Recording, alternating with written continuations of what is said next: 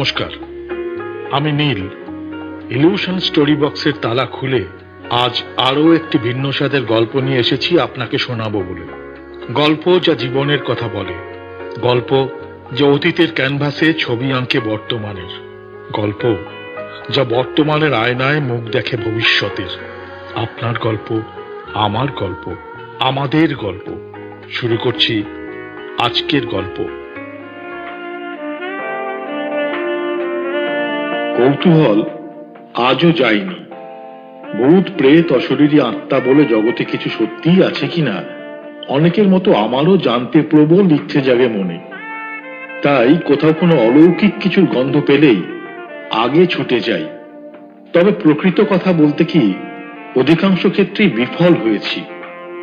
বক্তা ফুলিয়ে ফাঁপিয়ে রং চড়িয়ে যেসব কাহিনীকে প্রত্যক্ষ অভিজ্ঞতার বা বাস্তব ঘটনা বলে রোমাঞ্চিত দেহ ও বিস্মিত দৃষ্টি শ্রোতাদের সামনে উল্লেখ করে বাহাদুরি নেন, তার 15.5 আনাই দেখেছি অপরের মুখে শোনা। নিজস্ব অভিজ্ঞতার ছিটে ফোঁটাও তাতে নেই। আমি ছাড়বার পাত্র নই, সঙ্গে সঙ্গে চেপে ধরি। আচ্ছা, এটা কি সত্যি ঘটনা? নিশ্চয়ই, একেবারে নির্জলা সত্যি যাকে বলে। আপনার জীবনে ঘটেছিল? আবার প্রশ্ন করি। বক্তা একটু থেমে এবার আমার মুখের দিকে তাকিয়ে উত্তর দেন, মানে হ্যাঁ, আমার নিজের জীবনে না ঘটলেও আমার শাশুড়ির কাছে শোনা। তার মামার বাড়ি কানপুর, সেখানে যখন ঘটনাটা ঘটে তিনি সশরীরে ছিলেন। কেউ কেউ আবার আমার মুখে অবিশ্বাসের রেখা ফুটে উঠতে দেখে বিরক্ত হয়ে জবাব দেন, নিজের চোখে না দেখলে বুঝি সত্যি হতে নেই, অবিশ্বাস করতে হয়। হ্যাঁ, এই ধারণা কোথা থেকে জন্মালো আপনার মনে? বলে ভ্রু কুঞ্চিত করে আমার প্রশ্ন করেন, কাল পাইকপাড়া রোডে একটা বাড়ির বারান্দা ভেঙে 3 জনের মৃত্যু হয়েছে। আপনি কি চোখে দেখেননি বলে ঘটনাটা সত্যি নয় বলে উড়িয়ে দেবেন? হ্যাঁ, তর্ক না করে চুপ করে যাই।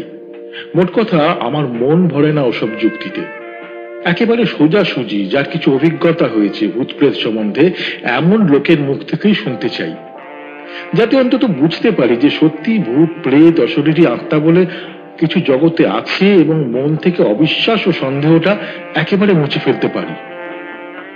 2-4 জন এমন লোকের সাক্ষাৎ যে পাইনি তা নয়, তবে বিশ্লেষণ করে দেখেছি তার মূলে আছে মানসিক বিকৃতি অথবা দৃষ্টি বিভ্রম বা আত্মসম্মোহন। বৈজ্ঞানিক পরিভাষায় হয়তো আরো অনেক কিছু তার নামকরণ করা যেতে পারে। যাকে ওসব বাজে কথা এখন থাক। যে কথাটা আসলে আমি বলতে চাই তা হচ্ছে, একদিন কিন্তু হঠাৎ ট্রেনে এক ভদ্রলোকের মুখে এমন এক কাহিনী শুনেছিলাম যা আমার চিন্তা জগতে সত্যি একটা বিপ্লব এনে দিয়েছিল। কিন্তু সেই এক এবং অদ্বিতীয়। ও ছাড়া তেমন আর কিছু আজও শুনিনি। তাই এ সম্বন্ধে সুনিশ্চিত কোনো ধারণা এখনো মনের মধ্যে গড়ে তুলতে পারিনি। প্রহেলিকার মধ্যে যেন রয়েছে। ঘটনাটা এইরকম। আজকের গল্প সুমথনাথ ঘোষের লেখা অশরীরী। সেবার বোম্বাই যাচ্ছিলুম। নাগপুর থেকে এক ভদ্রলোক উঠলেন কামরায়। ছোট্ট ফার্স্ট ক্লাস সেই কামরায় আমরা শুধু 2টি প্রাণী। কথায় কথায় আলাপ জমে উঠল। ভদ্রলোক প্রায় 40 বছর বাংলাদেশ ছাড়া। একজন বাঙালিকে এভাবে একাকী নিজের কাছে পেয়ে নিমেষে অন্তরঙ্গ হয়ে উঠলেন। বেশ হাসি খুশি মজার মানুষটি। মাথা জোড়া টাক। এককালে খুবই বলিষ্ঠ ছিলেন। বয়স 70 পেরিয়েছে জানুয়ারিতে।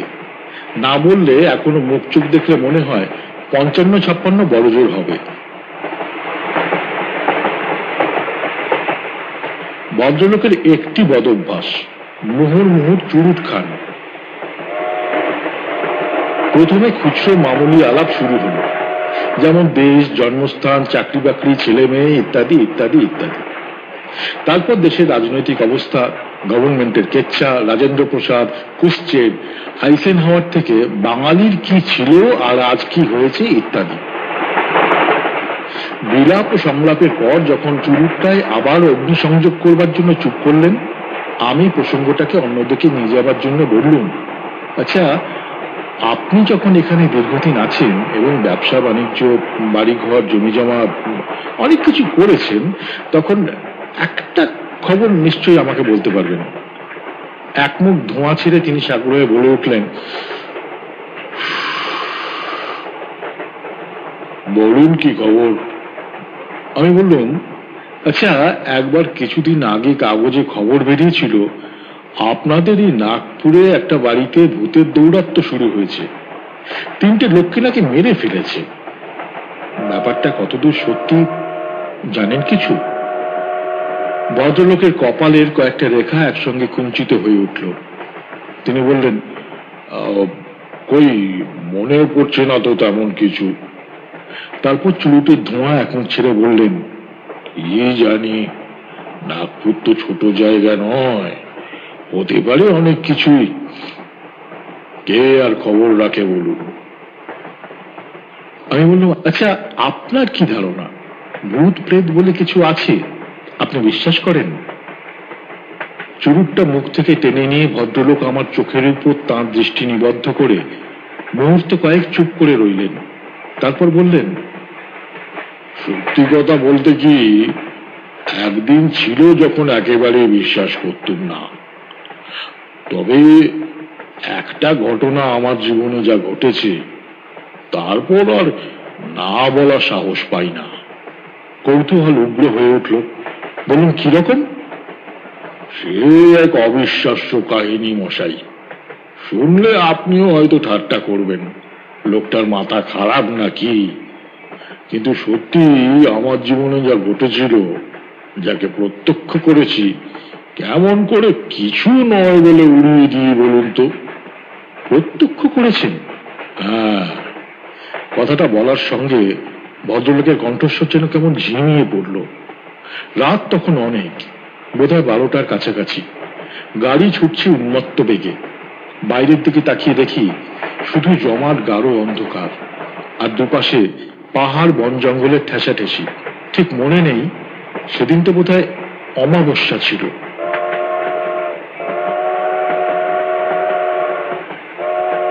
যা হোক, ভদ্রলোককে চিন্তাভাবন দেখে বললুম, আপনার জীবনে ঘটেছিল? বলেন কি? হ্যাঁ। বলেই তিনি এমন ভাবে নিশ্চুপ হয়ে গেলেন যেন কথাটা আমার কাছে বলা উচিত হবে কিনা তাই ভাবছেন আতঙ্কে। নিঃশব্দে কিছুক্ষণ তার কপালের কুঞ্চিত রেখাগুলির দিকে তাকিয়ে আমি প্রশ্ন করলুম, এই নাগপুরেই কি ঘটেছিল? না। বলেই তিনি যেন ভেতরে ভেতরে শিউরে উঠলেন। কি একটা মর্মান্তিক কথা যেন হঠাৎ মনে পড়ে যায় তার। চোখ দুটো আস্তে আস্তে আমার চোখের উপর রেখে তিনি বললেন, জাদুকর নরপতির নাম শুনেছেন? আরে বাপ, তিনি তো মস্ত বড় ম্যাজিশিয়ান ছিলেন। একবার সরস্বতী পুজোর সময় হার্ডিঞ্জ হোস্টেলে তার খেলা দেখতে গিয়েছিল। 2টি ছোকরা আমার সামনে অজ্ঞান হয়ে গেল যখন তিনি একটি মেয়েকে স্টেজের উপর কেটে 2 ভাগ করে আবার জুড়ে দিলেন। ভদ্রলোক বললেন, শেষ দিকে নরপতির ভূতের খেলায় খুব নাম করেছিলেন। শুনেছি বিলেত আমেরিকায় নাকি বহু লোক তার এই খেলা দেখতে দেখতে অজ্ঞান অচৈতন্য হয়ে সিট থেকে পড়ে গেছে। এমন দিন ছিল না যেদিন অ্যাম্বুলেন্স ডাকতে হয়নি। বলে সহসা নীরব হয়ে যেন কি ভাবতে লাগলেন। নিঃশব্দে চুরুটটা যে তার আঙুলের ফাঁকে পুড়ছে সেদিকে কোনো খেয়াল ছিল না।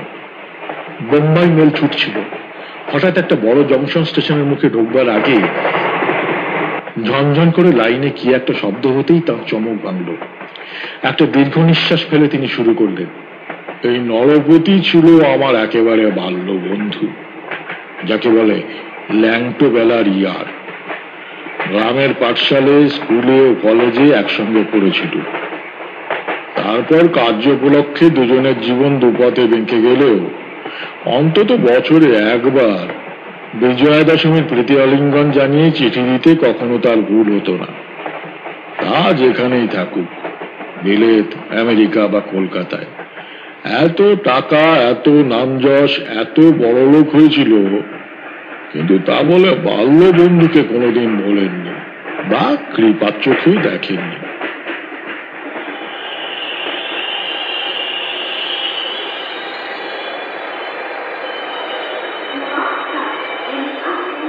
একবার নাগপুরে খেলা দেখাতে এসেছিল। গভর্নমেন্ট আতিথ্য গ্রহণ না করে সোজা আমার বাড়িতে এসে উঠল।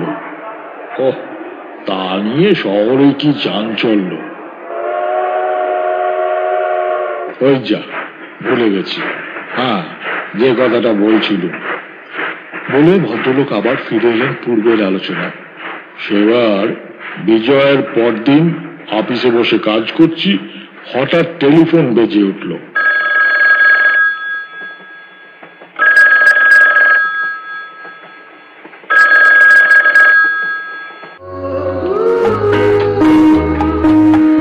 আপনারা শুনছেন ইলিউশন স্টোরি বক্সের গল্প। খুব শিগগিরই আমরা নিয়ে আসতে চলেছি নতুন লেখকদের গল্প সেগমেন্ট। আপনি যদি গল্প লেখক হন এবং আপনার গল্পের অডিও প্রেজেন্টেশন শুনতে চান, অথবা আপনি যদি গল্প পাঠ করতে চান, তাহলে আমাদের ইনস্টাগ্রাম অ্যাকাউন্টে যোগাযোগ করুন। আমাদের ইনস্টাগ্রাম অ্যাকাউন্টের লিংক ডেসক্রিপশনে দেওয়া আছে। আর একটা কথা, আমাদের গল্প আপনাদের কেমন লাগছে তা অবশ্যই কমেন্ট বক্সে লিখে জানান। সেই সঙ্গে লাইক এবং সাবস্ক্রাইব করতে ভুলবেন না কিন্তু। চলুন দেখা যাক গল্পের পরবর্তী অংশে কি আছে। সেবার বিজয়ের পরদিন অফিসে বসে কাজ করছি, হঠাৎ টেলিফোন বেজে উঠল।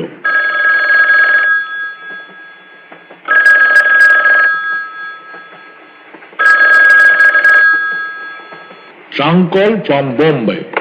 হ্যালো, বলে তাড়াতাড়ি ফোনটা কানে তুলতেই উত্তর এলো, জগদীশ, জগদীশ তুই? আমি জাদুকর নরপতি বলছি। হ্যাঁ, কি খবর?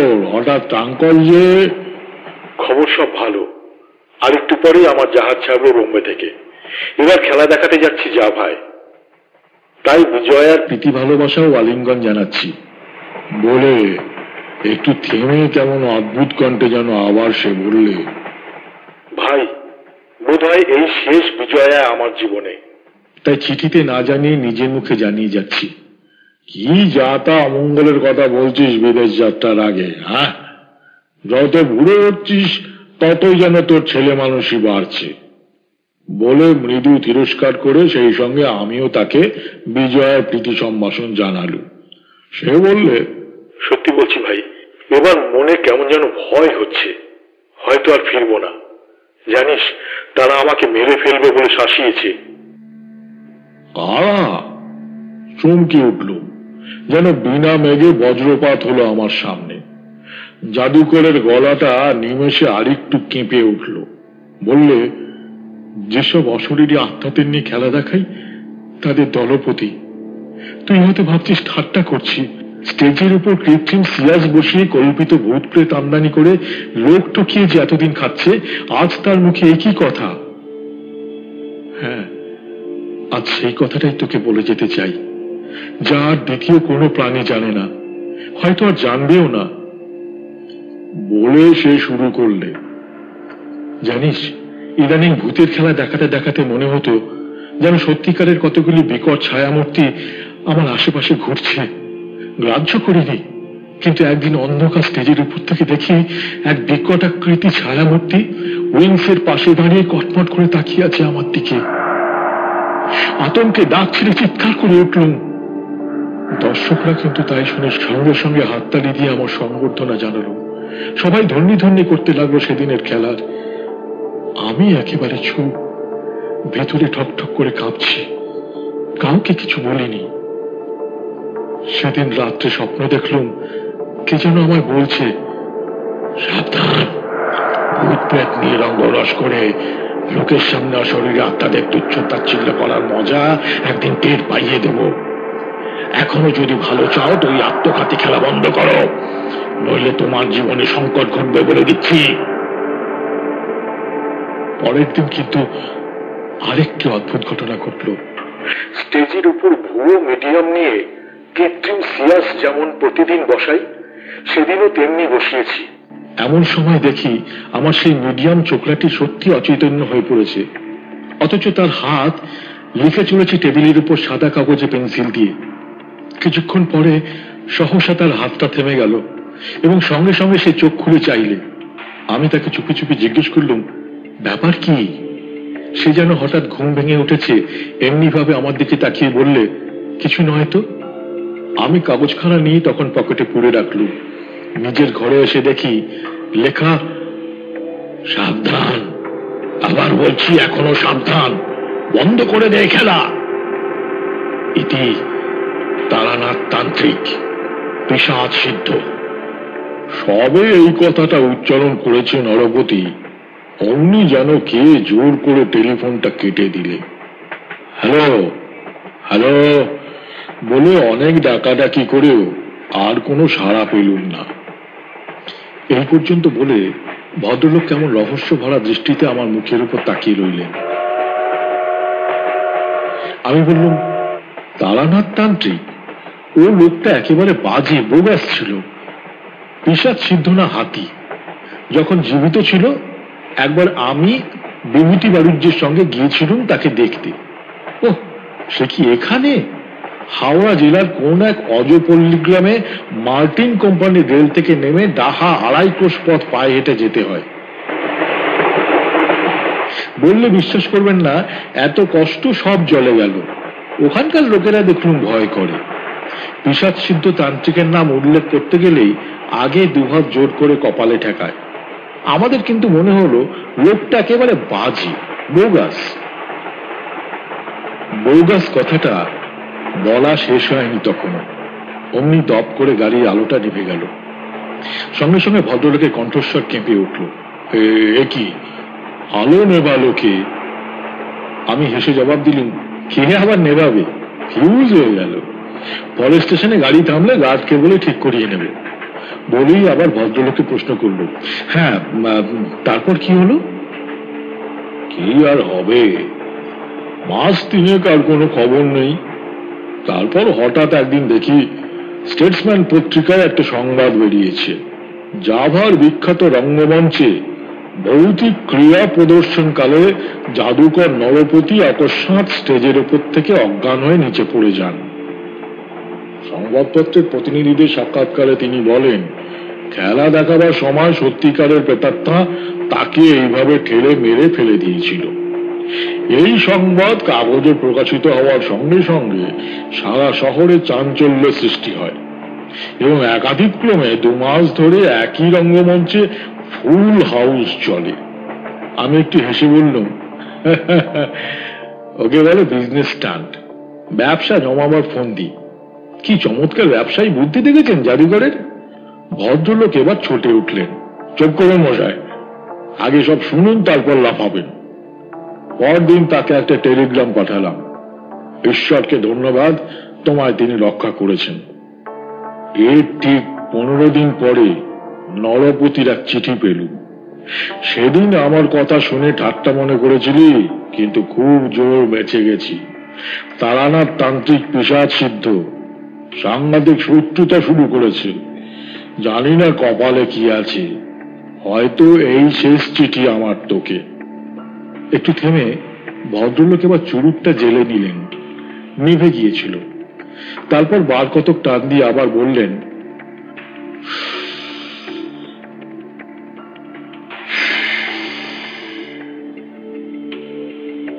এর কিছুদিন পরে, বেশ মনে আছে, সেদিনটা কিসের যেন ছুটি ছিল, আপিস আদালত সব বন্ধ।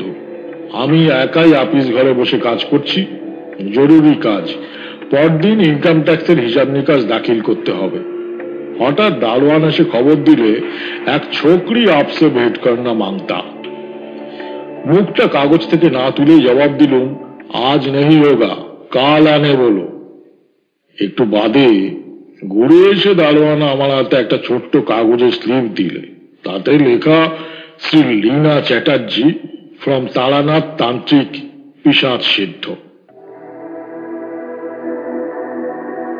আরে, তারানাথ তান্ত্রিক তো মরে ভূত হয়ে গেছে কবে, তার কাছ থেকে আসছে, ব্যাপার কি? কৌতূহল হলো। দারোয়ানকে বললাম তাকে পাঠিয়ে দিতে। একটু পরেই সেই মেয়েটি এসে ঢুকলো ঘরে। ধবধবে রং, কিন্তু ফর্সা বলা চলে না, যেন বিবর্ণ। বয়স 14 হতে পারে, আবার 40ও অসম্ভব নয়। খয়া ঘষা অপুষ্ট চেহারা, মুখ চোখ নাক সবই আছে, অথচ কোনোটাই ঠিক মতো নয়। মাথার চুলগুলি কটা, অস্বাভাবিক রকমের লালচে।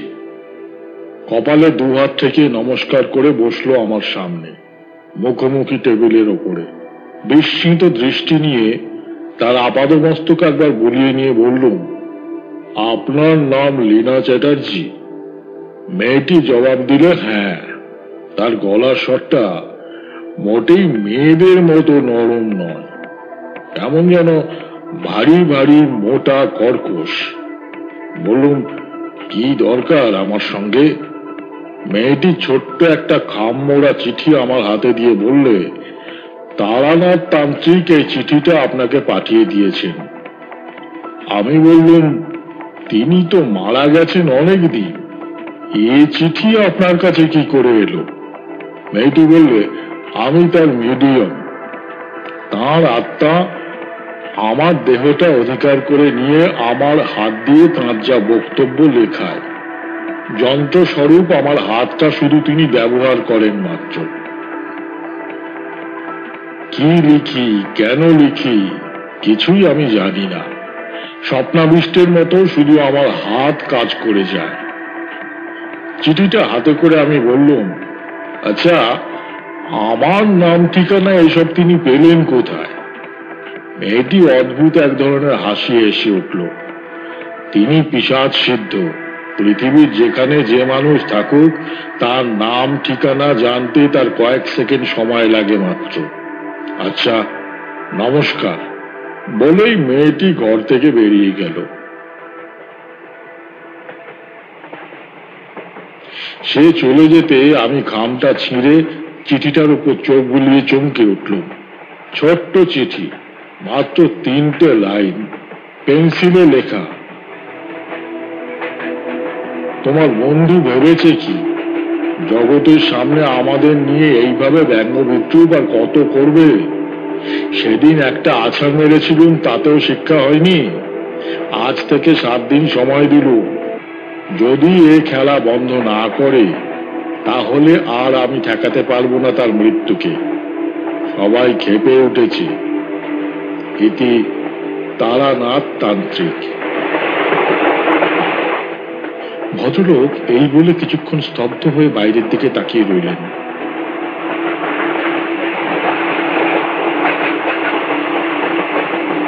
হু হু করে ছুটে চলেছে ট্রেন।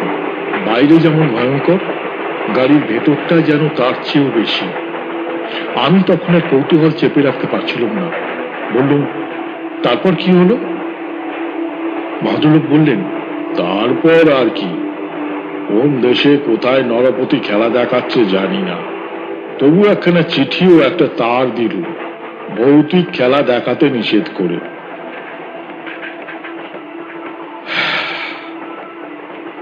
জানি না সে চিঠি ওর কাছে পৌঁছেছিল কিনা, কারণ ঠিক তার 7 দিন পরে কাগজে জাদুকর নরপতির মৃত্যু সংবাদ দেখে একেবারে আঁতকে উঠেছিল। সংবাদ বেরিয়েছে, ভৌতিক ক্রীড়া প্রদর্শনকালে অকস্মাৎ হার্ট ফেল করায় জাদুকরের মৃত্যু হয় স্টেজের ওপর। আমি বললাম, বলেন কি? ভদ্রলোক বিষণ্ণ সুরে বললেন, এর পরেও আপনি বিশ্বাস করতে বলেন? অশরীরী আত্মা বলে কিছু নেই, ভূত প্রেত সব মিথ্যে।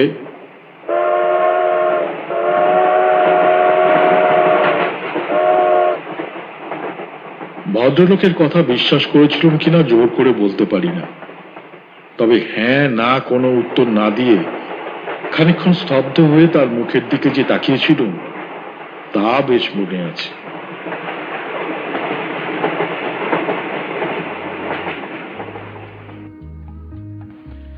শেষ হল সুমথনাথ ঘোষের গল্প অশরীরী।